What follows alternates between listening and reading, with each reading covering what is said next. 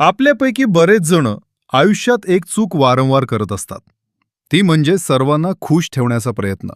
आपण सतत विचार करत राहतो, तो माझ्याबद्दल काय विचार करेल? तिला वाईट वाटेल का? मी नाही म्हटलं तर लोक काय म्हणतील? पण एक गोष्ट लक्षात ठेवा, तुम्ही कितीही चांगले असलात तरी प्रत्येक व्यक्ती तुमच्यावर खुश राहणार नाही. एका झाडाचा विचार करा. झाड सर्वांना सावली देते, फळं देते, ऑक्सिजन देते. तरीही काही लोक त्याची पानं तोडतात, काही लोक तर झाडच तोडतात. म्हणजेच चांगलं काम करूनही सर्वांना आनंदी ठेवणं शक्य नसतं. जेव्हा तुम्ही प्रत्येकाला खुश ठेवण्याचा प्रयत्न करता, तेव्हा हळूहळू तुम्ही स्वतःच्या इच्छा, स्वतःची मतं आणि स्वतःचा आनंद विसरायला लागता. अनेक वेळा तुम्हाला नाही म्हणायचं असतं, पण तुम्ही हो म्हणता.